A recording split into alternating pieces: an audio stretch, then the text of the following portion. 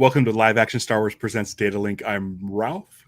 And are you sure? Because I'm James. Yeah. It's a weird one, dude. It is a weird one. Literally, I think for the first time since we started the show, Ralph had to message me and just be like, are you going to make it? Because about 30 seconds ago, I wasn't here yet. Yeah. And it's a Tuesday. It is a Tuesday. God. Yeah. And we're not talking about Star Wars at all in the slightest. Nope. That's it. That's the last time that we'll say that. When we did Light and Magic, we might have had an episode where we didn't mention it. I guess so. Maybe. But I mean, it's kind of in the same way that this is sort of feels tangential. It feels like it's right there. Yeah. That was the same sort of thing. Like of all the stuff Lucasfilm has created, like there's two that kind of stuck. Yeah, for sure. The rest really didn't stick. Willow and Howard the Duck. I mean, they didn't create Howard the Duck. No, but they definitely didn't stick. No. Red Tails. Right. The reason we're doing this on a Tuesday is because tomorrow I'll be on the road heading to San Diego ComicCon. Yes. Anyone who's going to San Diego this year, go see Ralph. Yes. There's a couple things going on. First of all, the annual Lost Fans Unite panel with Jay and Jack. And Ralph. Just go. Yeah. I'm gonna be honest. Like the last 5 years, it hasn't. It's not a big turnout. It's cool that like you guys are still able to do it every year, though. So I'll tell you something. So we used to do it back when Lost was still airing and stuff. Jay and Jack got a room in Comic-Con in the convention center. I was there. I think I sat in the back for the 2009 one. Yeah, it was a fairly small room, but it was jam-packed full of people. And I think they asked if they wanted like a little bit of a bigger room. Okay. And so they gave us this gigantic room, which is off-site. Yeah, I was gonna say it's one of the like a mile up the road. But like you guys started doing that there, like right around the same time that Comic-Con sort of really started branching out into off-site locations as well. Like, right, yeah. I feel like it was one of the early ones. But it's kind of tough because it's a little bit too far, and it's really big.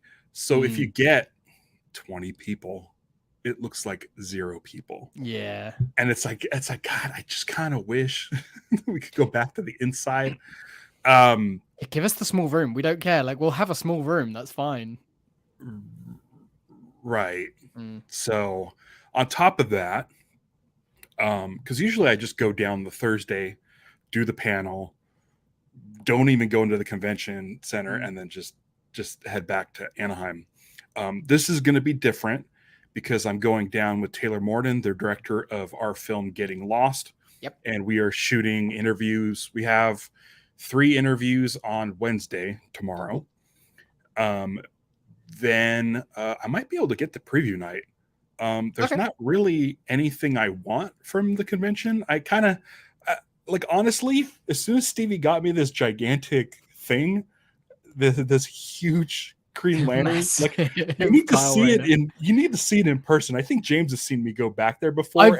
I've seen you go back there, and I've seen it close up, and I saw the picture of it in the box in the back of your car.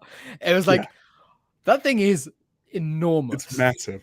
It's so like, what else could I possibly want? Yeah. It's like the greatest Green Lantern thing ever. And so like I don't really have anything to collect. And then Mondo is the one place I'll go to get records, are doing just a bunch of re-releases. 5 of them, Michael Giacchino, are like re-releases, and Stevie's like, I kind of want Ratatouille. And I'm like, if I'm there, if I see it, I'll grab it. But I really have nothing to get there. If I do end up at Mondo, and if I see the Ted Lasso 7-inch, I'm getting one for Mark Vibert, who's not even in the chat right now. Like, come on, Mark. But it's one of those things it might be a scheduling thing. it's one of those things where they, you know, I'm gonna be there at some point, and if I do, like, there's nothing for me there, really. Weird year for Comic-Con, I think, this year as well, because like none of the studios are going to be there doing anything. Like, so a lot of talent. That's a big issue. We were going to Comic-Con so that we can get in touch with a lot of people from Lost. Yep. No one's showing up. So we cut our trip to San Diego short. We're going to be there. We have an interview to do Thursday. We're doing the panel. We're shooting the panel. We've opened up an office next to the library. So if you want to be in a Lost movie documentary, this is your chance. Show up. You don't need a badge for that. We have an office in the library next to where we're shooting the panel. And that's just our thing. So you could come in, do a sit-down interview for 5-10 minutes for the movie, and then bounce. So we're doing that, and then we have another follow-up interview on Thursday night. Friday, we're planning on going into the convention center and looking around and maybe shooting some stuff. Good sort of B-roll stuff, isn't it? Always doing that sort of footage, yeah. Since San Diego's kind of a bust as far as anybody from the show, we are Friday through Monday doing an LA shoot. Okay. So you're driving straight. So you're going from Anaheim down to San Diego and then back up via Anaheim to LA. Yeah. Yeah, I might stop by home first. I think it's allowed. I'm gonna get my computer and stuff and head up. Cool. But we have some fun interviews scheduled for Saturday and Friday. So Friday, I mean, this is, guys, I don't know if anyone really. We normally do this off air, and because I'm interested. Yeah, but I got here late. but so we're doing follow-up interviews with people who we've talked to before, but now since the news came out of Mo Ryan's book, Burn It Down, some people might want to either clarify some statements, maybe just follow up. Yes. Because when you have someone, you do diligence, basically. Like, Damon Lindelof's great. Carlton Cuse is great. They're the greatest guys. And then it's like, you find out maybe they're not the greatest guys. Yeah.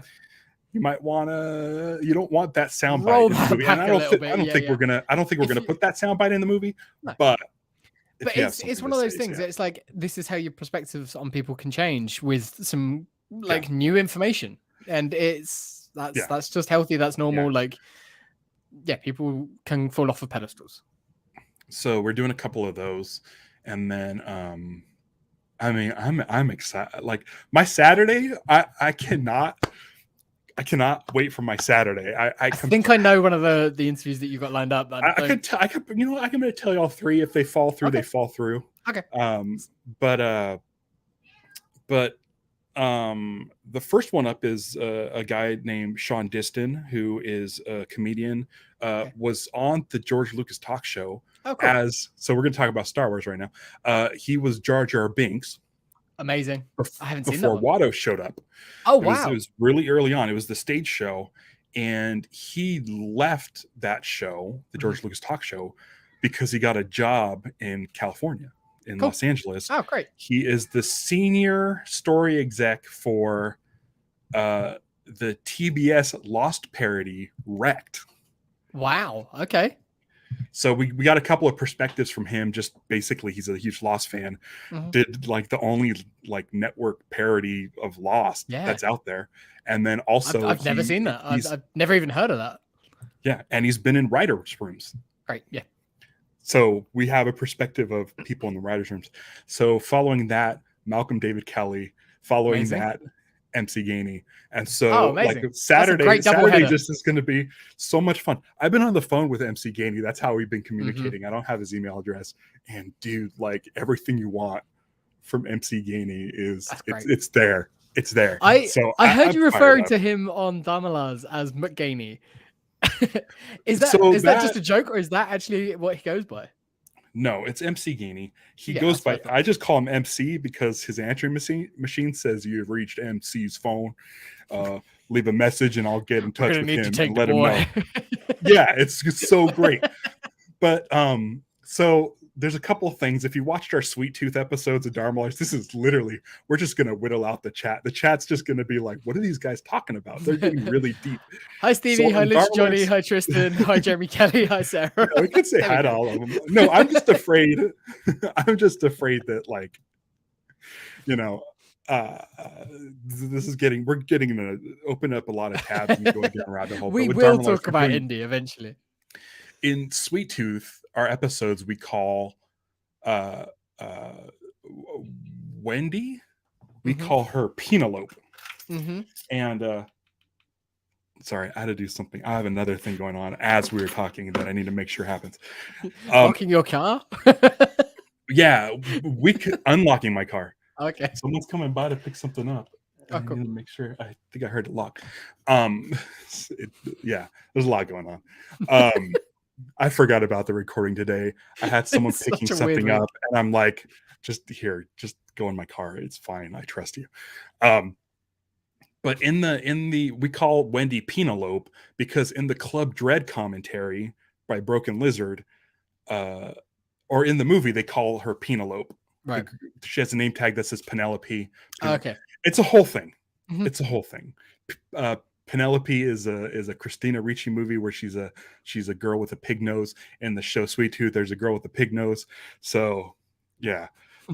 Stevie is right. Usually I shave my cheeks before we go on air. I didn't do any of that shit.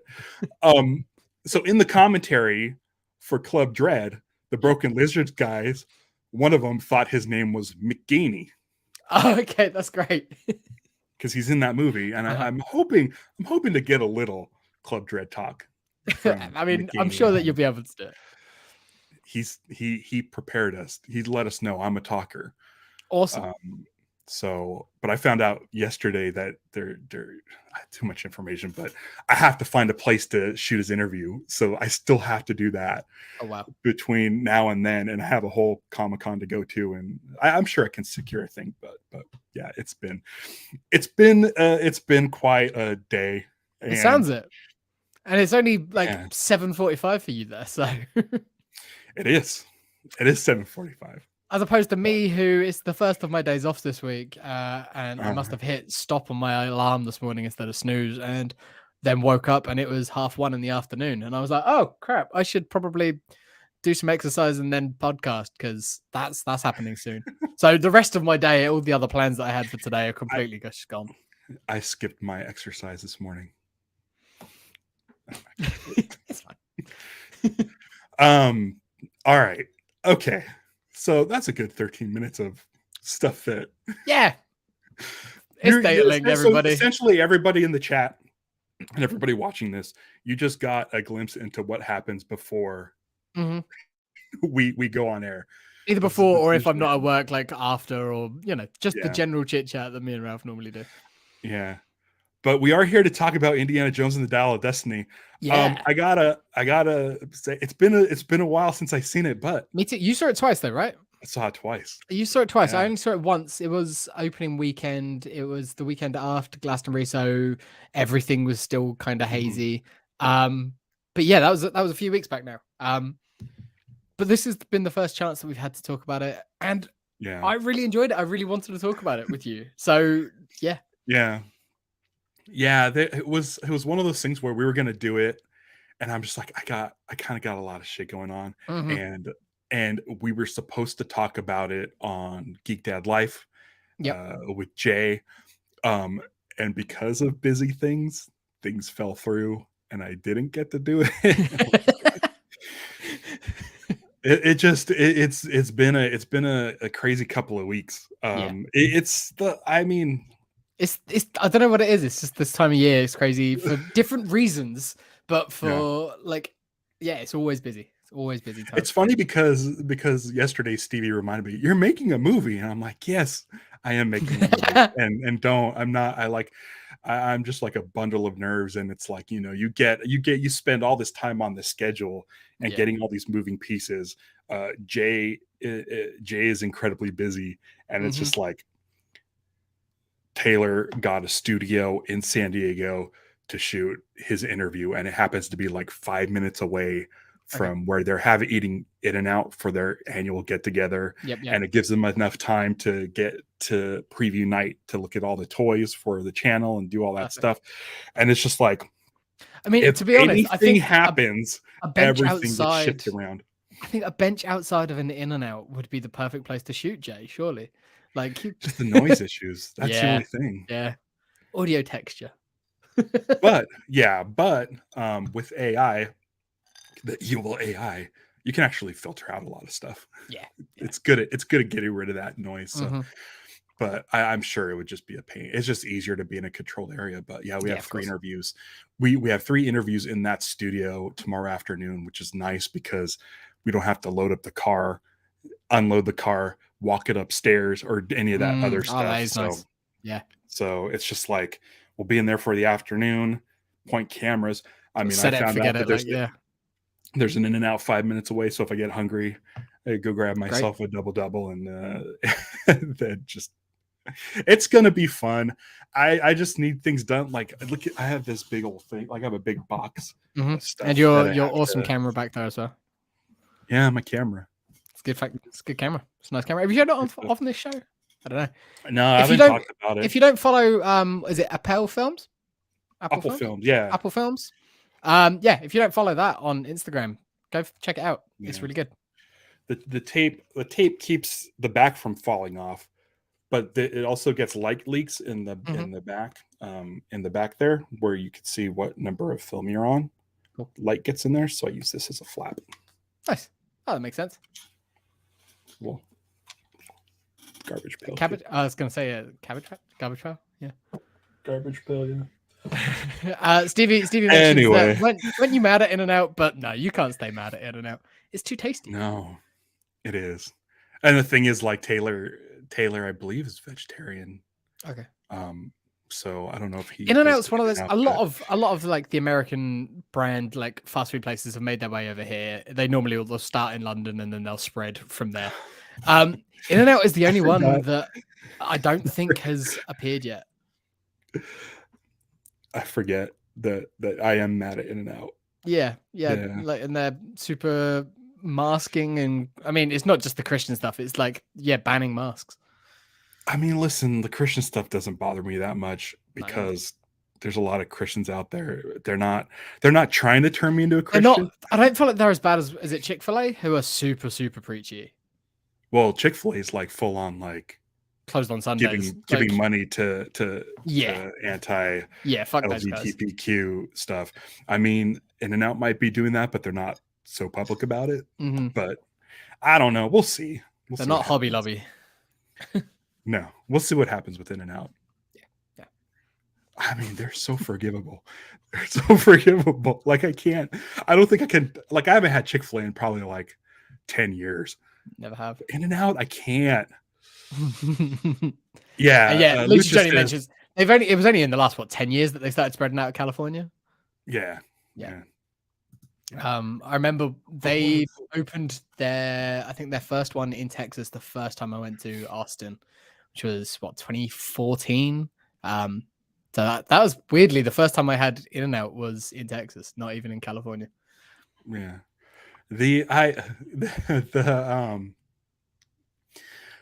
Lucha mentions that they're barely outside of California, and there's a lot of things around that aren't in California that I feel like InNOut needs to say, okay, we'll let you have InNOut, but we want in this whatever state, but we want Waffle House.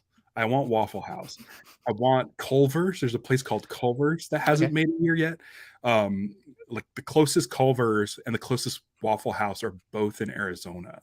Okay. Which is like a 6-hour drive. I think I saw you and your sister talking about it on Twitter and planning a road trip just to go to Waffle House. Waffle House for breakfast, Culver's for lunch, Waffle House for dinner.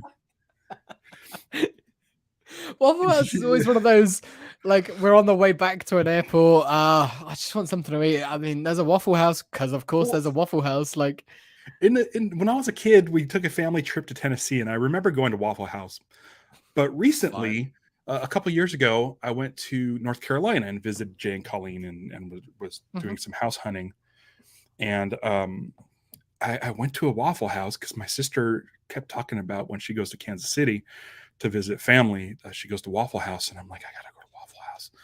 And so I went to Waffle House. And I'm like, oh my god, it is amazing. Did somebody say Waffle House? it's just checking in, making sure you're aware. I think Ellie likes Waffle House as well. but holy shit, it was like less than $10, and so much food and a drink, and the waffles was super good. Yeah. It's tasty. It's just one of those, like, I don't know. I don't hold it up to the same point as a InNOut or any of those. But then the same thing, like with Texans all go nuts for Whataburger, and right. I don't really rate it. I've had it a couple of times and it's fine. It's nothing I'm that special. way with Five Guys. Five Guys always give me a tummy ache. I quite like Five Guys. We've got Five Guys over here. I quite like a Five Guys burger. They're good.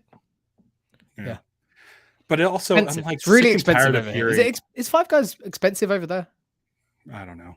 No, I don't know. Yes, always. Fatburger is, if you could still find one. But that's the thing, is people are always saying Five Guys versus InNOut. I'm like, guys, just enjoy them both. Yeah, exactly. You don't need to make things compete all the time. You can enjoy everything. Like almost all burgers are good. You'll get a bad one every now and then. Yeah. And there's some shitty chains out there that have, where you're just like McDonald's. It's like, this is just garbage burger, whatever. But it is what it is. Like, you know what you're expecting with a McDonald's burger. I feel like just like burgers. Don't pit burgers against each other. There's enough going on in this world. Should we talk about Indiana Jones? Yeah. Speaking of divisive things. Yeah. Right. This movie was always going to be divisive. I think, no matter what happened, coming off of Crystal Skull 15 years ago, whenever it was, 15 years ago, I think this movie was, I wouldn't say doomed to fail. I don't think it's a failure by any stretch, but it was doomed to get that sort of internet backlash. I don't know why. Because why? Because people are gross and people need to argue about things, even if, like, that, I don't know. It goes back to my whole thing about so much of people's arguing about things online. It's like they're doing it even if they don't really believe it, but they work themselves into a shoot, to use some wrestling terms. Like they say they hate it because that's what their feed is telling them that they think, and then they just don't choose to actually think anything original, and then they just work themselves into a point where they do hate it. That's my favorite. I'm pretty sure I came up with this. I'm not gonna toot my own horn, but copy paste opinions. I hate it. Yeah, I hate 100%. Copy paste opinions. It drives me up the wall, and I don't know. Like, I've gotten to a point where I feel like I've stopped getting super excited about movies and TV shows. Like, I'm excited for Ahsoka. That trailer got me fired up. But like, I feel like it's always just the last trailer. The last trailer for something will do it for me. But up until then, I'm just like, okay. Yeah. I didn't have a single thought about or opinion about Dial of Destiny until a day before I saw it. And I was like, oh yeah, we're going to go see Indiana Jones. Okay. I can tell you the moment that I started feeling it was we were sat in the disabled car park waiting for a shuttle bus with Liz's mum on it that never arrived, and we had to go back and walk her back to that car park. We were sat there, and one of the buses was coming, and on the side of the bus, it had an Indiana Jones Dial of Destiny out, and the date was like that Wednesday or that Thursday or something coming up. I was like, oh, sweet, I'm off next weekend. Can we go see that? Like, and that was the moment. I was like, it wasn't a trailer, it wasn't anything else. I'd seen the trailers. I was like, cool, yeah, I'm in. I like it. The de-aging looks good in a trailer. And I like Indiana Jones. Like, and then just seeing that and knowing that it was a couple of days away, I was like, yeah, I'm excited now. What did you think of the de-aging in the movie? I thought it was great. Yeah, I thought it was done super well. Like, it threw me at first when he first looked up, great, and then he spoke, and it was the old man voice, and I was like, okay, Like, it's not what I was expecting, but I don't mind it. And what does Lucasfilm do? Lucasfilm gets mad because they use AI to alter Luke Skywalker's voice to an older time, and then they get mad because people mean that Lucasfilm don't get mad. No, but I mean, it sucks for Lucasfilm because they're like, okay, they don't like it when we AI make it Mark Hamill younger, so we're just gonna do Harrison Ford now, and then it's like people are like, he sounds old. Which I mean, it's within like 2 lines. Right. Here's the thing. So when I first saw it, because I saw it twice, I was kind of staring at the de-aging. Second time, didn't bother me in the slightest. Didn't notice anything, and I don't know if that's just me watching something for the first time and analyzing it. And I think like, the first shot, I was doing that. I was looking for things. I was looking at the nose in particular.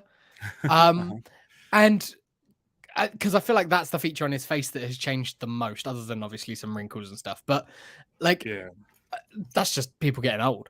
But I looked at it for that first sort of shot where he sat tied up on the chair, and then literally after that, I was like, okay, this looks great. I'm in. And what's great is the way James Mangold shot it. It's on a train. It's a moving train. And so they have the face, but I noticed there's a lot of interactive light in the train that they also bounce off of his face to kind of sell the illusion. And I think it was pretty successful. It's really smart. It was done. It was a dark scene. It was all nighttime, apart from like the very end of it. It was a nighttime scene. And then at the end of it, he's got the hat. So it feels more like Indy. It was a night. There was, as you said, there was dynamic lighting. It would, like, if there was ever any sort of weirdness with the face, a lot of that is hidden with that. It's very, very cleverly done. And all the people that were sort of saying, well, I mean, what was the point? It was all just stunts and everything. Like, it clearly wasn't Harrison Ford running around that they've just de-aged. I was like, it wasn't Harrison Ford sliding under a car in Raiders of the Lost Ark either. Like, it wasn't him jumping from horse to horse. It wasn't him. Like, the stuntmen exist. Stuntmen have always existed. What was it? Vic Armstrong was Harrison Ford's stuntman and all those. Like, Vic Armstrong isn't Harrison Ford. Like, I love Vic Armstrong. He's great. He's his first stunt in a James Bond movie, I believe, was doubling George Lazenby, almost falling off the Snowside Cliff. Oh wow! And I was like, Vic Armstrong's great because he's James Bond. He was Bond. A few James Bonds, and someone else. He had another big character. What was it? I'm assuming he was like Deckard. I'm assuming maybe. I felt like I feel like any of those Harrison Fords in that era, like if there was a stunt, you get Vic because, I mean, it was the famous Harrison Ford line is, "God damn it, man! If you ever learn to talk, I'm in trouble." Like, because he's like he can act. He looks pretty close to Harrison Ford too. He looks like that era of movie star. Like he just was a stuntman. It's great. Yeah. So it's been a while, so I might just do like some broad strokes instead of like going scene by scene. But like definitely not I realized that I've only seen Phoebe Waller-Bridge in one thing. Okay. Solo? And that would be Solo: A Star Wars Story. Wow, okay. So I'm not super familiar with her. Maybe except for like maybe a SNL appearance or something. I'm assuming she was on there. I really liked her. She's brilliant. She's really great. She's a diversive person in general. There are people that hate her, and her shtick and everything, and I get that. And if you don't like her, was her shtick on display in this movie? I think kind. I don't know what her shtick. That's the thing is, I don't know her shtick. I feel like just her delivery, her dryness, her just her. Like I think people just don't like people. Like, and that's not a problem. Like you can not like actors and performers. Like I don't particularly like Russell Crowe. I've got a lot of respect for him. I think he's a great actor. I just look at him and I'm like, I just don't like you very much. I don't know what it is. I can't put my finger on it. Me and Stevie kind of have the same thing with Colin Farrell. Yep. Okay. Fair enough. Where I'm just like, I just don't like. I don't know if it's because he I don't know. He was very off-putting, but I feel like recently we've seen him in a couple things where we're just like, oh, he's great. I like him. Yeah. I think he's been great for a little while now, but at first, like the early 2000s when he was really getting pushed down our throats, I get it. I think a lot, like I can sort of see that. Yeah. Is it like a Roman Reigns thing? Is that what that is? Yeah, maybe it might very well be that. Like, let him just do what he wants to do. Let him do what he's good at. Right. And you can't deny it. He's very good. But yeah, when you're throwing him and you're really pushing him to be the hero, like, fuck off. I don't want this. Yeah. Absolutely. I want to say I think it was like Saving Mr. Banks was like the first time I saw him. I was like, oh, he's very nice in this. Like, forgot he was in that. Yeah. But anyway, I want to say, and I don't know if Stevie's still here, but yeah, I really like Phoebe WallerBridge. She's great. Her show, unconventional leading lady. Yeah. Her show Fleabag was like the first thing that I saw her in. And I think she'd already been announced as being in Solo. She was coming up in that. And I'd heard so many good things about Fleabag, but I just tended to like it was like, oh, it's another British sitcom, whatever. Like, I'm not that bothered about it. I've seen Spaced and nothing else can ever hit it.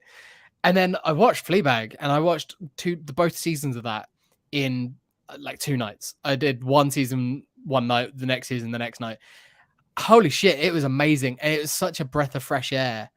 And she was excellent in that. And then I saw like a thing that she did a little bit earlier than that. It was just a bunch of people in their mid-20s living in an abandoned hospital in London, sort of thing. Like, it was, again, another sitcom-y sort of thing. But she was always a writer. Like, she always had a writer's credit on this. And I was like, oh, okay, she's that type. She's very, very talented. She wrote the first season of Killing Eve, which was the only good season of that show.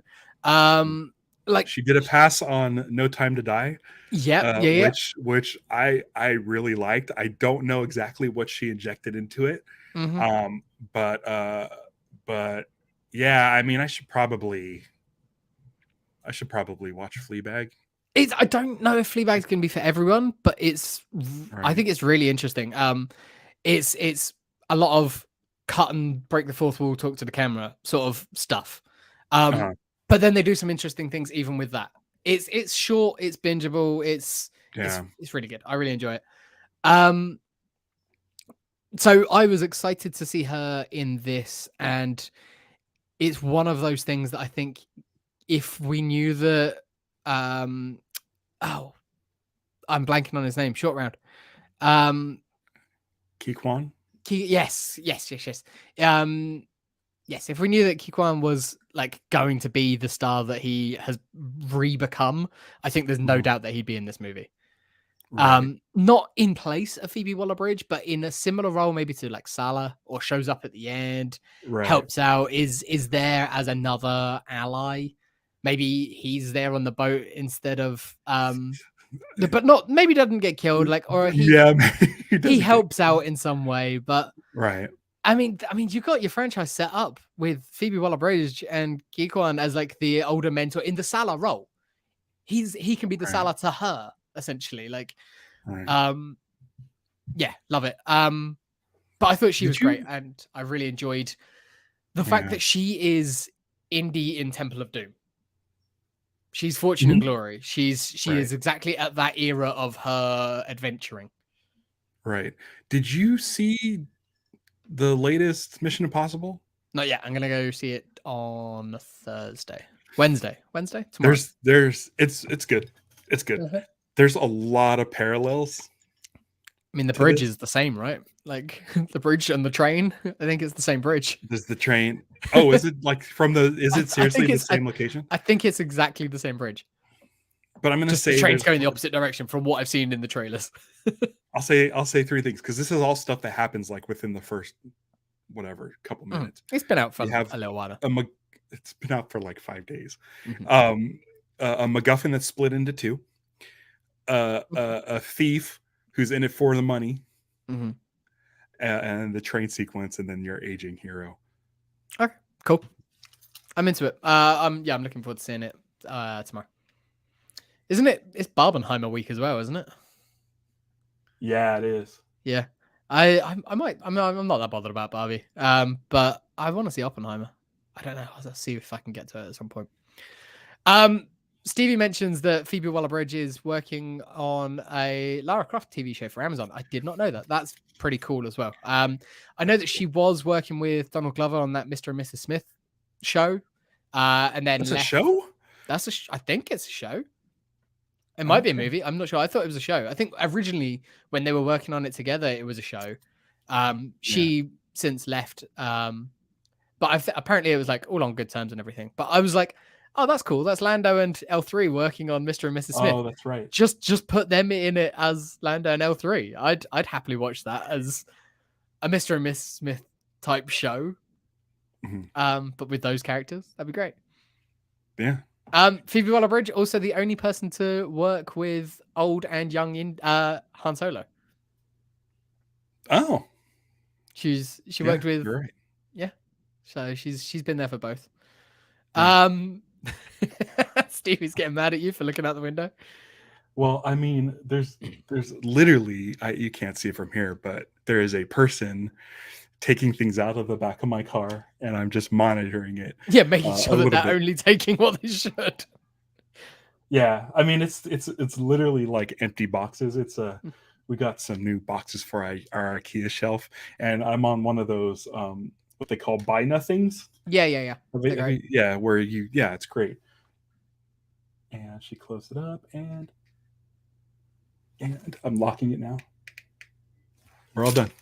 Transaction complete. Look at that. What a world that we live in. It's been a whirlwind because we were just going to toss them, but they're like plastic boxes, and I'm like, oh, I'll go on the buy nothing. People could probably use this. IKEA. It's the IKEA, those cube storage boxes. Yeah, they go in the Kallax. Like exactly. Everybody uses those, and so I'm like, I have these. Everyone in the five of them. Are you even living in a rented accommodation if you don't have at least one Kallax? Yeah. And so I did it. I put it up on the buy nothing. People went crazy, and I wanted to get rid of it yesterday. And she's like, finally, someone said, "Oh, can I pick it up tomorrow morning at 8?" I'm like, "Absolutely, sounds great." Oh shit. Okay, yeah, that's fine. Just crack on. We're doing a show, but okay. Yes, but now you've shown that you can do that. But this is a great way to promote the buy nothing thing. Or they call them, there's other names for them. There's a few around. I can't remember. There's one over here for like food, and like they've got it for like food that's going out of date that same day that people aren't using. I ordered hamburger buns once, and they showed up, and they were wheat buns, and I did not want wheat buns. I put them up, and someone took them within like a half hour. Yeah, it's great, especially if you're in a city. Like I'm 15 minutes outside of town, but I don't know if the people in my sort of neighborhood would do anything, but yeah. Oh, speaking of which, we drove to oh my gosh, not Palos Verdes. I think Palos Verdes. Where did we drive? We drove anyway. We drove about a half hour away from here, down to this place, the port of Long Beach or whatever, the port of Los Angeles. And it reminded me of you because they're all the giant cranes and all the I saw the picture of like the containers. I was like, that's I look out over there, and that's San Pedro.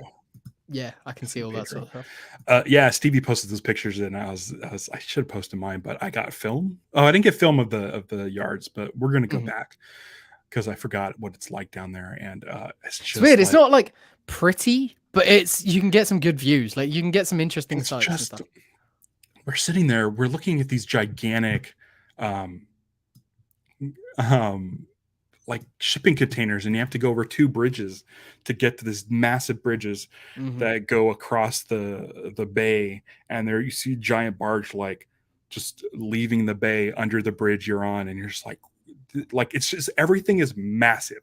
Everything's Star Destroyer size, and you're just like, humans are kind of amazing. Why are we fighting about Indiana Jones? Like, look at what we can accomplish. Look at how much we've accomplished in like the last 200 plus years in America, and like this industrial revolution and all of this stuff that we've created, and computers and the ability to talk to friends across across the world and broadcast it live to everybody, and then we could do all of this stuff, but we're fighting about Indiana Jones doesn't look right when he's Indiana young. Jones movie. Right. And so it's one of those things where I've kind of become like this thing where it's like, you know what? I tend to see movies on Sundays, and I get a lot of discourse from the people who saw movies on the Thursday night first showing. And I realized, and with making this movie, I've been making a movie for 2.5 years, and we're only halfway through shooting it. And it's like one of those things, it's like, it's going to get to the point where someone's going to be sitting on their couch, someone's going to be at work, they're going to flip on their phone, they're going to spend an hour and a half looking at this thing, and then that's it. Yeah. Like, it doesn't matter.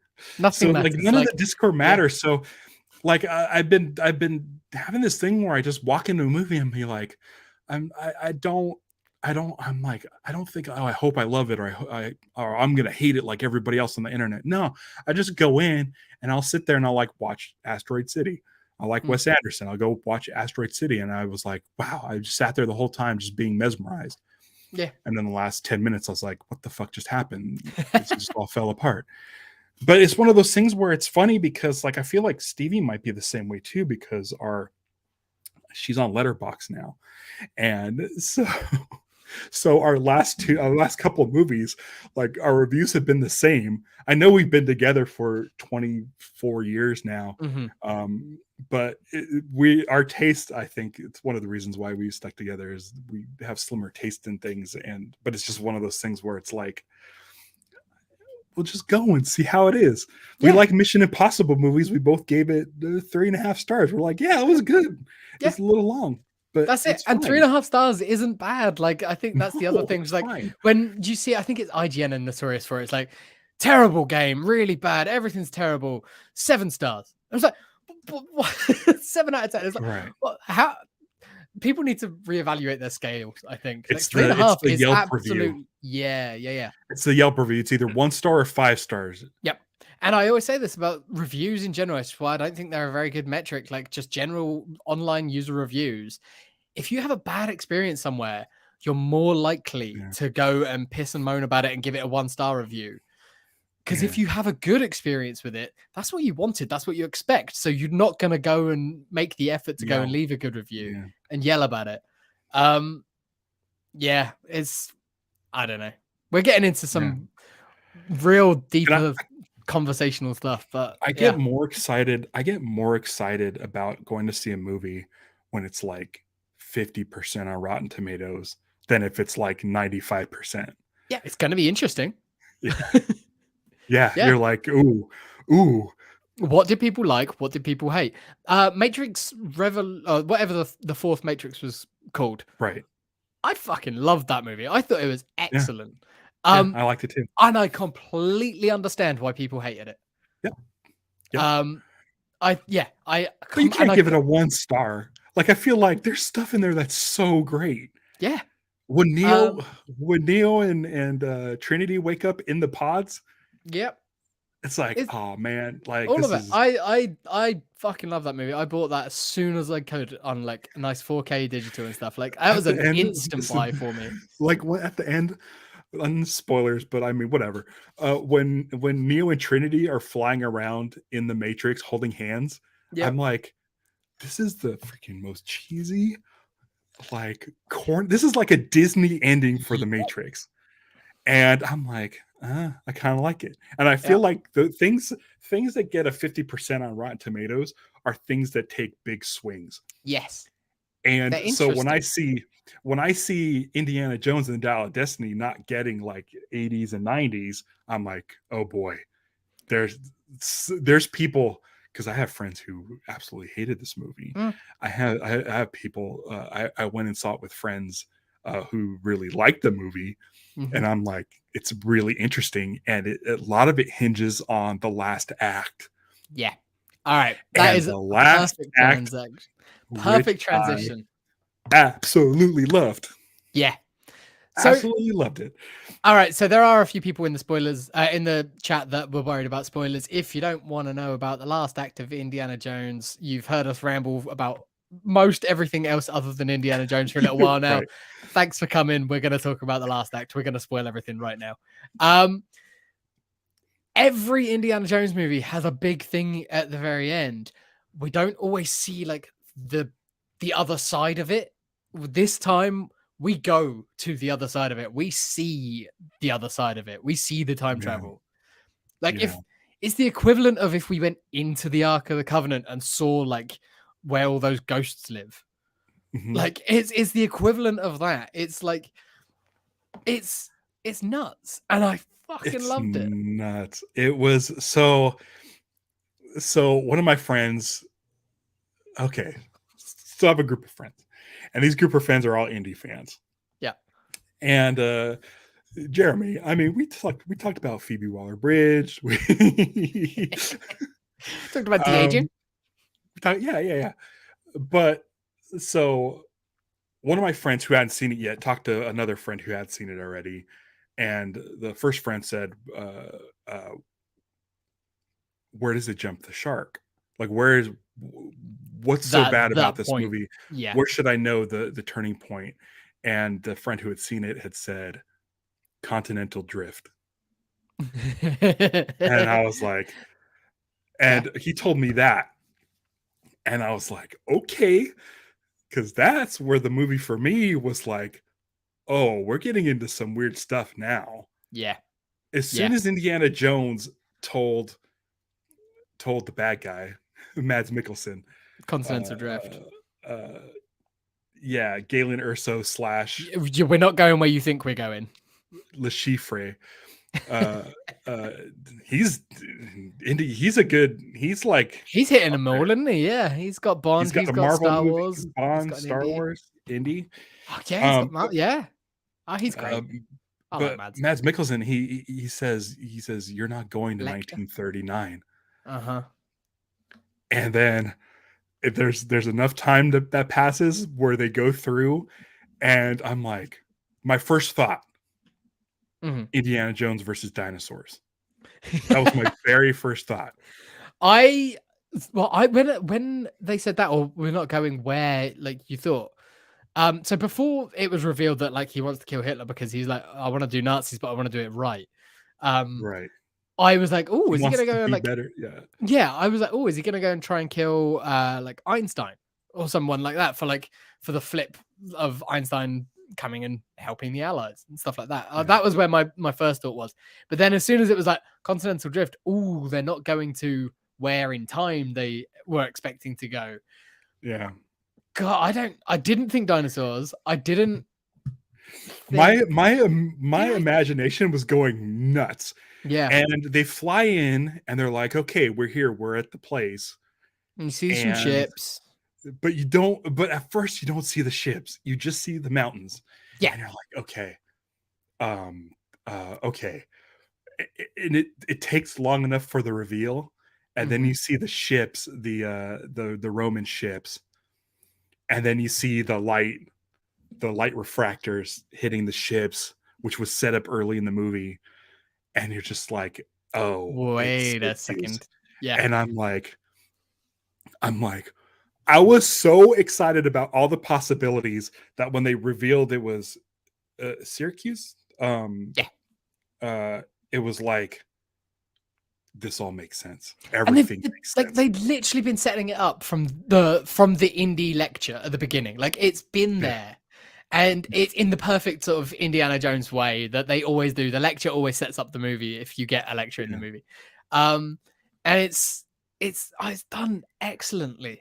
And I thought Archimedes didn't find fissures in time. He knows that there was one.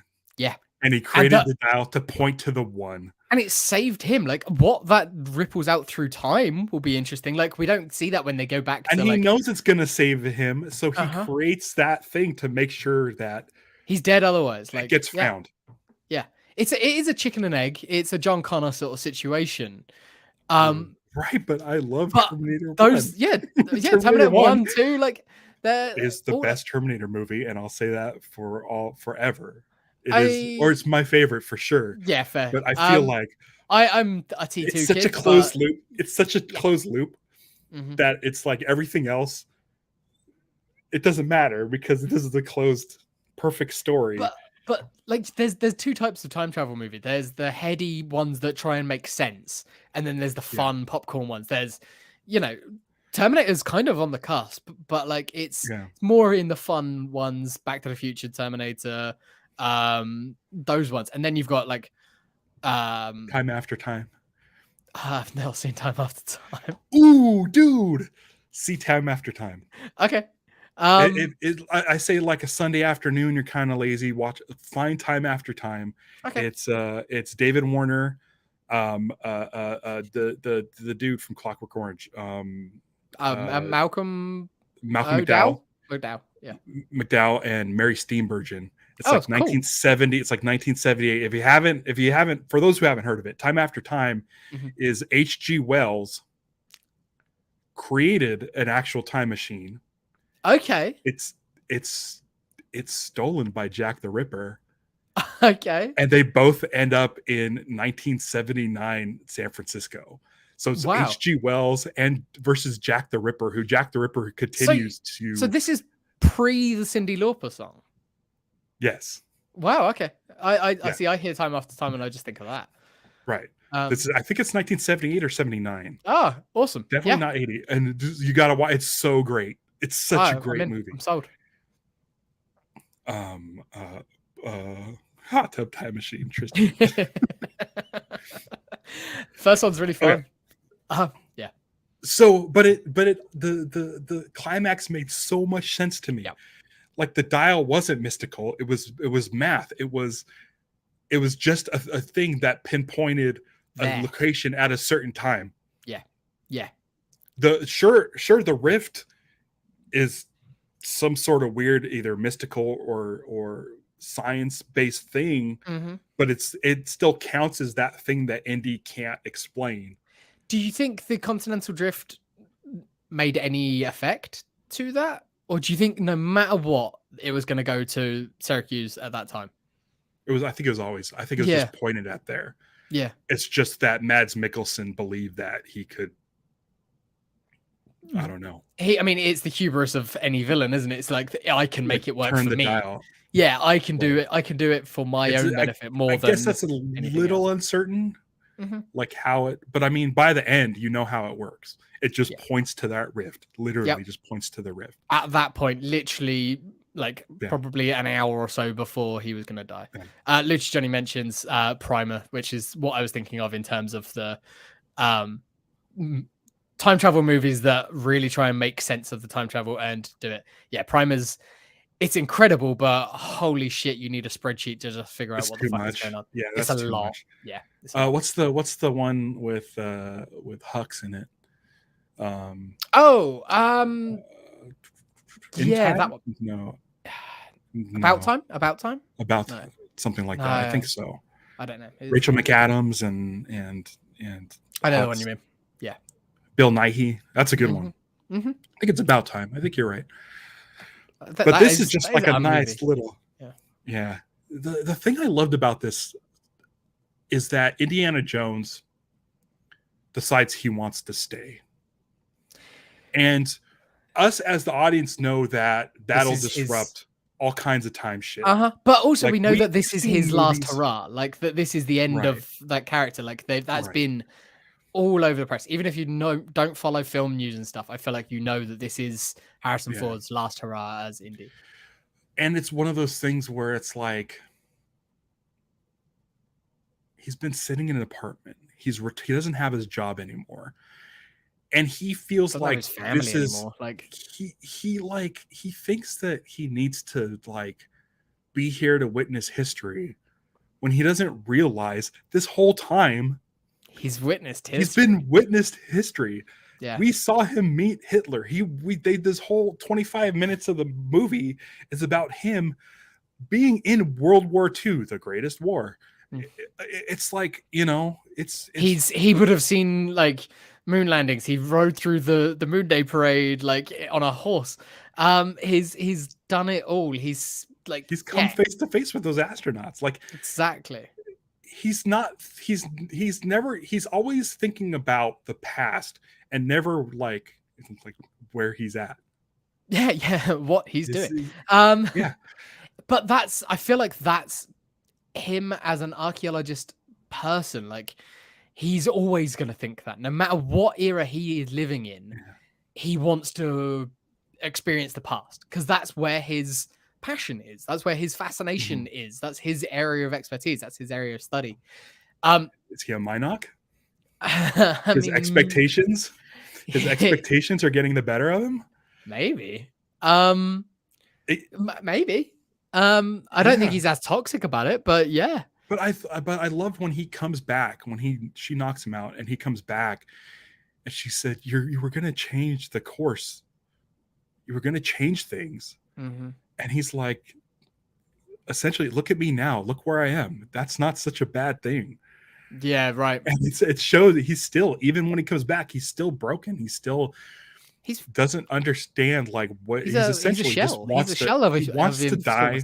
Yeah. He's like ready to die and become a relic. And it's a bummer, but he belongs in a museum. It's like, yeah, dude, you do have a short amount of time on this planet.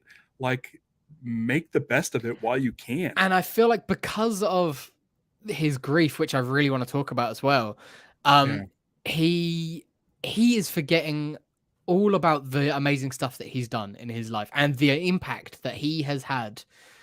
Because this grief is still so raw for him, he feels like, what's the point? Like, I've done nothing. I couldn't even keep my son alive. Like, I should just go away. I've lost everyone that's close to me. There's nothing for me here now. So, I mean, it's a movie about grief. I think in a lot of respects, his story in the movie is a lot of it is about grief and moving on past some of the shit and realizing shit happens and it can be the worst stuff in the world, but it doesn't take away from the rest of the stuff that you've done. And I feel like it could be a blanket statement on the franchise as well. Like, Crystal Skull isn't, I don't like it very much. It's not all horrible. There's some interesting stuff in there, but just because that happened doesn't take away from the rest of the franchise. Yeah, it's still amazing. It's still one of the best film franchises of all time. Like, it's right. And this movie, it like, there's a couple things that happened. First of all, I got a kidney stone attack during the parade scene. Oh God, that lasted until the eel scene, which is a long chunk of movie. The whole of the movie. So I sat there, kind of just like uncomfortable. Listen, definitely uncomfortable, but at the same time, knew there's nothing I could do about it. Mm-hmm. I can get up and walk around. It's still going to be painful. So I'm just like, I'm going to try to just not think about it and just pay attention to the movie. Mm-hmm. And I don't know what that did to my viewing of the film, but it was one of those things where it was, I don't know if it sounds stupid and corny, but a little comforting to be able to just focus. Because when I get an attack like in the middle of the night, I try to focus on anything else. Like, I might go for a drive and just like, okay, if I'm just driving, I'm concentrating on the road. I'm not thinking about the pain and it'll just subside. So it was one of those things where I felt like this comfort of Indy, but at the same time, like as it was the pain was going away, it was like the eel scene. And I feel like I closed my eyes and didn't see any of the eels stuff. And so the second viewing, I'm like, oh, those eels were kind of badass. It was an interesting thing. And I get why people are just like, what was the point in that scene? It's the creature thing of this movie. We've never seen Indy in an underground or an underwater like adventure. Exactly. Like, you see all these paintings of pulp novel paperbacks. It reminded me a lot of this movie reminded me of like Tintin. Because of the era that they're at now. I feel like Tintin is so obviously like influenced not necessarily by Indy, but like by those same pulp things. But it's in the era that it is, that which is about the same as this, that sort of 60s stuff. So this had a lot of similarities, like the tuk-tuk chase and the scuba diving, and then it's very, very Tintin, and in the best possible way. That is meant with the very high compliment. Like it's it's a lot of punching, a lot of gunplay. And if anybody hasn't seen The Adventures of Tintin, the film by Steven Spielberg, I love it. It's great. I wish that they'd been able to make the second one. Like they were meant to do 2, weren't they? But they still keep talking about it. Do they? Okay. I mean, because it's like it doesn't rely on humans necessarily. Like they can do it. But anybody who has issues with Crystal Skull and wishes that Steven Spielberg did better, check out Tintin. That's great. It's so much fun. The that one shot sequence with the dam and the tank. Oh, it's amazing. Yeah. So good. It's so well staged. And I know it's CG, so they can do one shot like that, but I hadn't timing and the choreography. I hadn't seen it since theaters until last year. When I think it was on Twitter, someone did like a visual breakdown of that. Yeah, it was you maybe posted the tank scene on Twitter, possibly. And just posted that scene or retweeted it or whatever. And it was like from a visual effects perspective. And I was like, just look at this. Look at how amazing this tank scene is. And I watched that. I was like, damn, this movie's good. I want to go back and watch the whole thing again. Like, so I did. And it's really fun. It's really fun. Andy Serkis is incredible in it. Jamie Bell is great. Nick Frost, Simon Pegg, like everyone. It's really Daniel fun. Craig. Everyone's in it. That's great. And I thought the eel scene was fun. It's like every indie film has the creature bit. Like that's absolutely there. And then you get the other one like at the end with the spiders and things like that in the cave. But it's that every indie film has one of those, whether they make sense in the moment or not. Like it's no different to the rats in Last Crusade. For me, it's you're on your way to get that next piece of the MacGuffin. There needs to be some creatures in the way that are going to just make you feel a bit uncomfortable. They're not going to be like any real threat, but it's just going to be uncomfortable. Same as the snakes, and same as everything else. I love that Indy hears eels, and you can tell mentally in his brain what he's thinking because Teddy says, "Oh, they're like snakes," and Indy's like, "They're not like snakes. No, they're not." Like you could see him; he's trying to convince himself. They're not like snakes. They're not like snakes. It's so good. And that was different thing. Of course, eels. And the eels were in the trailer, and I never thought, "Oh, eels are snakes." And that I don't remember them from the trailer. They showed the part where they come out of the okay. You mentioned Crystal Skull. There's a couple of bits of Crystal Skull that I think are really nice. And it was the fact that obviously you can't have Henry Sr. and you can't have Marcus Brody in it, but they are there on his desk at Harvard. He's at Harvard? Am I right in thinking? It's called I think it's called Marshall College. Okay, Marshall. I mean, he's teaching, wherever he's teaching in that one, which I think is the same college that he's been at in Raiders and Last Crusade. Yeah. Like his original college, because he's definitely not there now. He's sort of like come down college. Essentially. And so he's got the pictures of them on his desk. I don't think Salah's even mentioned in that one. Maybe he's mentioned.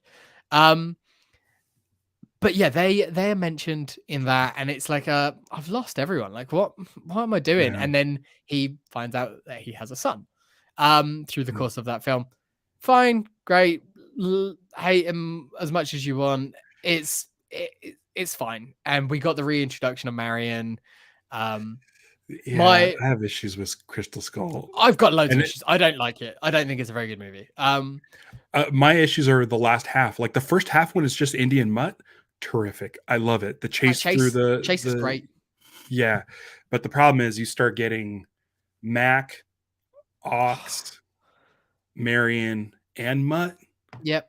Like it's too many people. It literally should have just been Indy and Mutt. Mac shouldn't have been in that movie at all. It was a complete waste of a character and stupid, badly written character. Having Marion's dad in it is interesting because he was mentioned in Raiders and things like that. But I don't think that's who Ox was. Is that not who Ox was? No, it's not, is it? No, he could have been. He should, or whatever. I mean, but the whole thing is, it's like what makes that movie interesting is the fact that Indiana Jones is now he turned into Henry Jones Sr. essentially. Mm-hmm. Yeah. And that's interesting. You don't need everybody there. I think it works best when it's just the two of them, because I feel like that's the best part of the movie. Another thing that I have an issue with story-wise is that they get Ox's diary and they're following Ox's diary. Right. And which is fine. It worked well in Last Crusade because it gets to a point where they meet up with the dad, with Henry Jones. Doesn't need the diary anymore. He says it. And then it's like, okay, now we're going to keep going. Whereas Ox has already gone through the entire thing. This old man's already survived this entire adventure. So what's the stakes for Indy? Yeah. He's now just got to do everything this old man did. It doesn't get to a point when they meet up with Oxley, the diary's done and they have to go into the unknown. They're still looking at the diary and being like, okay, he went here. I'm like, well, if he could get there, Indy sure can get there. So what's the thing? And then the second thing is every movie has this big surprise ending where you don't know what's going to happen. Whether it's Archimedes opening the Ark, the Shankara stones, and the Grail. And the Grail and stuff. Like you it's this lore. You've seen drawings of it, you've seen etchings of it, and you're like, oh, we know this thing does something, or we know this thing we're looking for looks like this, but we haven't seen it yet. Mm-hmm. In Crystal Skull, in the opening scene in Area 51, you see it at the hand and the body of the interdimensional travelers.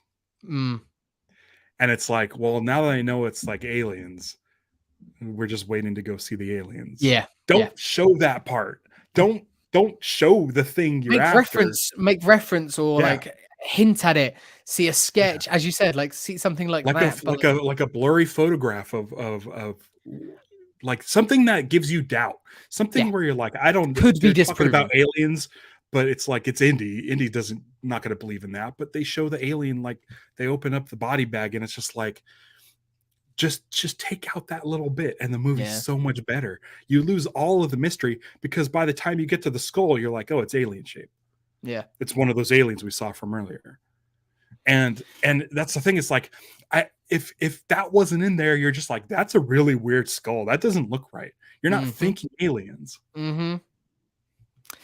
It's a bit of a mess. But there are some moments, and again, I like that it wasn't completely ignored in this movie. I like that it's like, it happened. Love it or hate it, it happened. And that happened to Indy, and he married Marion. He has his son. They were together as a family. They weren't always happy because Indy is Indy and Mutt was Mutt. Like, so it feels like, they butted heads and Mutt wanted to sign up. So he would have died in Nam, right? Like he would have died in Vietnam. Like, I think so, or timeline wise. But I mean, if it's recent, then I would have thought at that point it would have. If he died, say within the last year or so, he would have been in Vietnam. And he would have. That's what's different about this whole movie is he wants the dial for personal reasons. Usually, he wants the Grail because fuck Nazis. Yeah. He gets the Shankara stones because he wants fortune money. Glory. Yeah. He wants the Grail because it's his dad's obsession, and it's not really something he wants personally, but I mean, no, he kind of becomes obsessed. And at the end, he's doing it just to save his dad. Like I don't know why he wants the crystal skull, just because it's a thing he can go get. Yeah. Whereas this one, there's this glimmer of hope where if he gets it, maybe he could stop a thing from happening. And again, a lot of the time, he's in the other role. He's not the one going after it. He's just sort of going. He's being dragged along a lot of the time into it by Phoebe Waller-Bridge's character, which is a good way of doing it. But once he sort of buys into it, I think that's when he goes, "Hang on a second, I could do something with this potentially." I love that moment when they're in the caves. I think it's Dionysus Voice. It's called.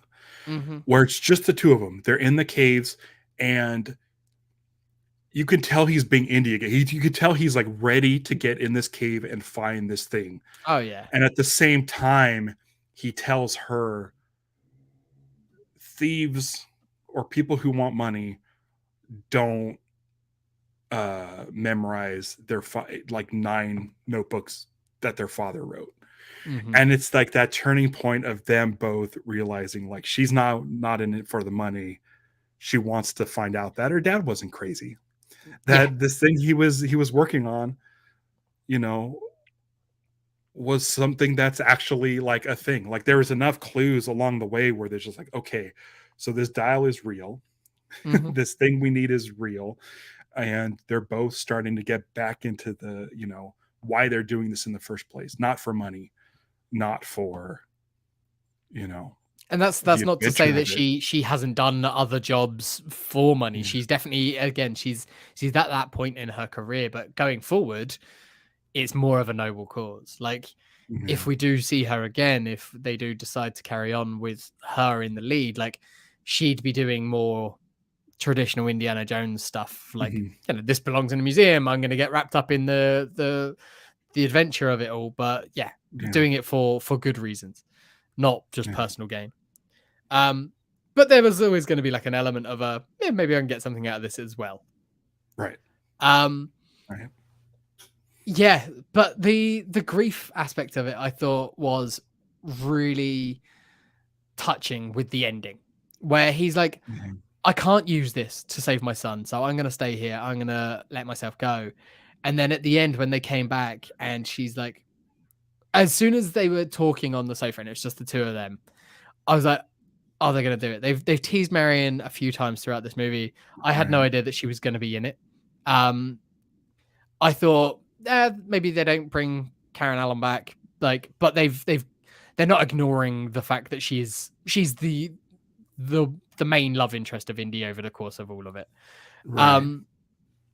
And then when she walks through the door, like I definitely was welling up, and I thought their butting of heads was way more accurate for them as characters than the way they were in Crystal Skull as well. I thought, because it's like they are opposed to each other. It was very similar to Han and Leia. Like a lot of the story was very similar to Han, Leia, and Ben.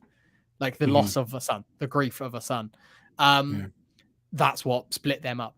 But then their butting of heads, their sort of bickeriness, but it's the love between them is still there. I thought it was great, and I definitely was welling up in that scene. Yeah, I thought it was a well done movie. I really liked it. I feel my only issue is it was a little long, but again, I was going through something at the time. But even the second time I watched it, I'm like, it's a little long. There's some fat you could trim, I would say, but like in general, I thought it was really good. Salah was great. I thought it was a perfect little role for him. He's definitely looking older when he runs across the road at the very end when they're crossing the road. Definitely not John Rhys Davies, because you see him moving earlier on. He's not moving that spry. But I thought he was lovely. He's just want to give him a cuddle at all times. He's Salah. I thought it was so sweet when he's dropping him off at the airport and he's just like, I've got my passport too. It's really nice. Really nice. Yeah. And that goes again, like Indy's like, you have responsibilities, you have family, you're you know, it's like, I don't have anything. So if I don't make it through this, it doesn't matter to anybody, according to Indy. But like that's the whole thing. And then he almost gets hit by a car. And it's just one of those things where it's like he's so out of his element. he could have easily been taken out by that car before even setting foot on that plane. But yeah, I don't know what to say. And anyone who has, I talked to my friend Mick, because we were talking about it again, and he really didn't like it. And I said, I don't know, man. I just really, really, really liked it. And he was so happy for me. I was like, I'm so glad you liked it, because I think that's the best way to go is, that's the best reaction for whenever someone doesn't like something or someone does like something. Be happy for them that they did. Yeah, every movie is setting out to make everybody happy, which is impossible. You can't please everybody. Yeah, no one goes out to make a bad movie. So if someone likes something that you don't like, cool. It's great. I'm glad you were one of the ones that it hit differently. And I wish there was more of that. And I think that's kind of where we came when it came to live action Star Wars. It's like, we're going to try to be positive as much as possible. If there's negative stuff, we'll try to we can mention it, but it'll more or less take a back seat. But I just feel like there's gotta be a way to get everybody on the same page as far as allowing people to just like something. Yeah. I was thinking about when we do our Last Jedi episode eventually, I want to do it similar to the way that we did our Rise of Skywalker episode, where we just get a few other people in that love the movie, and like we just celebrate the love, as Jeremy Kelly mentions here. Is like that's how I want to do it, because Diversive movie has stuff that people cannot like, and that's absolutely fine. Same as Rise of Skywalker. I will never say that the things that they don't like aren't valid, but I want to celebrate it because I love it. I think it's great. So I want to get on people that feel the same way. So that's we'll get there eventually. Like, we're in no rush, but I'd like to do that at some point. Yeah. I think I might be ready to revisit it sometime in the near future. We'll do it on a day that I don't have work and stuff like that. Yeah, it's gonna be. That's the way to do movies. Like the way that we just chat. I think I'd rather do movies that way. Yeah. Allison says, "Let me know when the sequel Celebration Love happens. I'm in." We've done our Rise of Skywalker episode. Did that for my birthday back in February. Brought on Pete the Retailer and Riley Silverman. Yeah, Riley. We brought them in because I know they're big fans of the movie, and it was kind of a love fest. It was an echo chamber that we created. Yeah, but at the same time, like the chat, we didn't dance around. We didn't dance around the things that we didn't like. There are things that I don't like about that movie. But Wedge is too short. His cameo is too short. Wedge is definitely he's not in an X-wing. Not in enough. But and then Allison also next week on our regular episode, we're going to be talking about the making of Force Awakens documentary. Oh, yeah, that's what we're doing next week. That's right. So there will be some. Yeah, me too, because I haven't seen that since it first released. And I love Force Awakens. It's a great movie. So it might make us go, you know what? Like a lot of the time when we do a documentary before we do the movie, it makes us go, you know what? More than anything, made me want to watch the movie. So I'm kind of hoping that it does that, because I'd like to watch Force Awakens again sometime soon. I had the many opportunities last week to introduce myself and talk to J.J. Abrams, and almost did it, but didn't get the opportunity to. Okay, that's fine. But I like the dude. He puts out good stuff. It's not all 100% bangers, but like I love Mission Impossible 3 is still my favorite one. It's so pure for me. It's so pure. It's not the gigantic stunts, which I love the gigantic stunts. Yeah, but it didn't become that yet. It was transitioning. It's almost what Force Awakens did after the fallout of the prequels. Kind of not a reboot. It's like Mission Impossible 2 was reboot. Like, yikes. Yeah. Mission Impossible 2 happened, and then it was kind of like done for a while. It felt like it was done for longer than it was, but yeah, like you think about it, it's what, 6 years in between? But those 6 years felt like that franchise is dead, never coming back. And then 3 came out. There's 6 years. Huh. There's 6 years between License to Kill and GoldenEye, which is Timothy Dalton and Pierce Brosnan. It's been 6 years since the last Star Wars movie. Like, by the time we get another one, if we get another one next year, which we probably won't at this rate, not the way with everything's going. Oh, yeah. Well, yeah. I was gonna say, but the writer, if it's already written, they're good, but there's no one to act in it. Yep. Yeah. So yeah. But I mean, it'll be more than 6 years between Star Wars movies. We've done it a lot.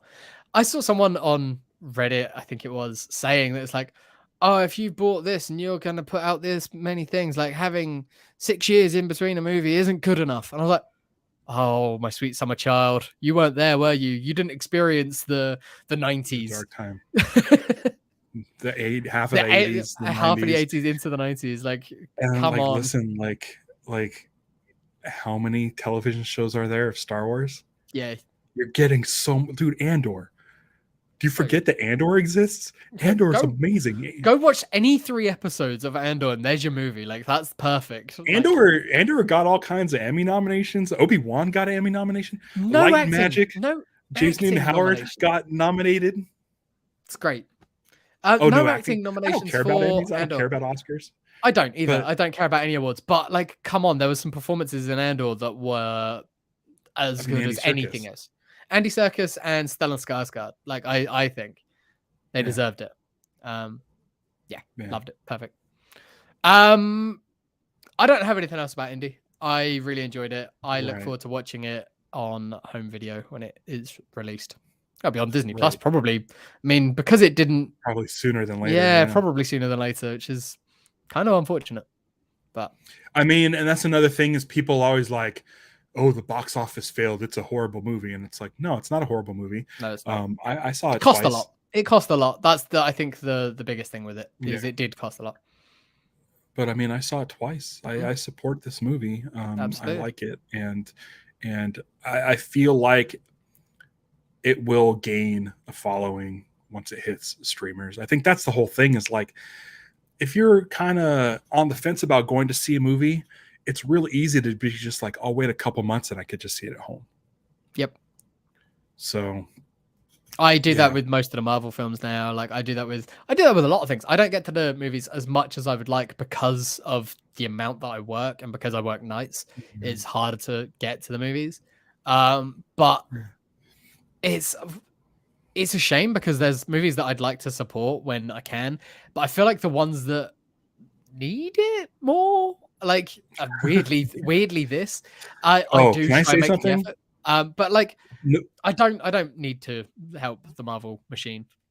So here's my thing, and I want everyone. I mean, if anyone's still watching, there was a trailer that came out like a month ago where I'm like, I'm seeing that. I can't wait to see that, and like no one really talked about it. Then yesterday they released the second trailer and everybody started talking about it. And that's Gareth Edwards, the creator. That movie looks fucking dope. I go look it up. Yeah, I don't it's think called The Creator. Unless it's based on a novel or a manga, I don't know. But it feels like a fairly original sci-fi movie about AI robots versus humans, resistance, like kind of basic, war movie. But it's Gareth Edwards. The effects look amazing. Awesome. It almost looks like, it reminds me, like some of the robots remind me of like a Neil Blomkamp robot. But it's the Gareth Edwards classic handheld cameras, and the effects look so integrated. Gareth Edwards sci-fi like that. I'm sold on that. It's integrated so well that it just looks so real because he does the handheld. He really. It's he was an effects animator. He did his first Monsters. Monsters was all him. Yeah. And so he understands how effects need to be shot to look good. Go look up the trailer for The Creator. Dude, it just looks like amazing. And it's a movie where like, I don't care what anybody says. If I see a Rotten Tomato score that's like 22%, I don't care. This is a movie I'm going to go see and support. And it is Fox. So it's like Disney or something, whatever. But like, I want more of this. Like, go look at that trailer. It looks amazing. And I mean, I'm 100%. If you see it in a timely manner, we're doing a data link. Cool. All right, I will do my best. I'll do my best. Absolutely. Comes out September. Okay. It feels like the sort of film that maybe would only play in smaller screens over here. I don't know. We'll see. But I'll look it up. I'll It looks like a big budget movie. Like it looks like. Related to that, you retweeted the trailer for Godzilla -1 the other day. Ooh. A movie that I had no idea was coming, and yeah, holy shit! I mean, it's only a teaser trailer. You don't see much, but that looks awesome. So that day that trailer came out, there was a Godzilla trailer. There was a Ahsoka trailer, Star Wars. Okay. Yeah. And then there was Green Lantern casting news where Nathan Fillion is playing this guy. Guy Gardner. Right here with Guy Gardner. Wow. And I was like, what's happening today? Like if I get a James Bond announcement, like I'm gonna explode. Is it a case of we're not doing ComicCon, so let's just do it now? It felt like that, but kind of like Green Lantern, Star Wars, and Godzilla news all in one day. Like, what's happening? That's like three of my literally. James Bond's the only other thing where I'm like a diehard fan of. Yeah. It was weird, but yeah, that Godzilla -1 looks cool, dude. I can't wait. That's December. Really cool. Is that December? Okay, cool. I'm going to guarantee you right now that there will be a Kaiju episode of Kaiju podcast. I feel like we never said the Kaiju podcast was done. No, you'd run out of movies, right? Like, no, there's a lot of movies out there that we haven't covered. But I feel like we did Godzilla versus Kong. And then I mean we got to do minus one. Godzilla I feel like any new ones that come out, you guys just come back as a special episode. Perfect. Yeah, and dude, this looks like amazing. It looks so good. It like really Godzilla. Have you seen the renders, the full body renders of what Godzilla looks like? Yeah. The movie. Oh my god, it's great. Oh my god, he looks nuts. I love it. I mean, we've mentioned it briefly, and you said how it was Shin Godzilla that made you guys do that podcast in the first place. Yeah. And like I love Shin Godzilla, so like it's a when Toho do Godzilla now, like they don't hold anything back. They do go nuts with it, and I love it. And also, okay, sorry, we've been going long. You don't have work, and I have stuff to do, but you brought up Godzilla. So I don't know what -1 means, but this is my theory. I'm looking at the trailer and I can't tell if it's modern or not. From the text that was on screen, it made it sound like it was World War II, right. War. So I think there's like BBY and ABY. Yeah.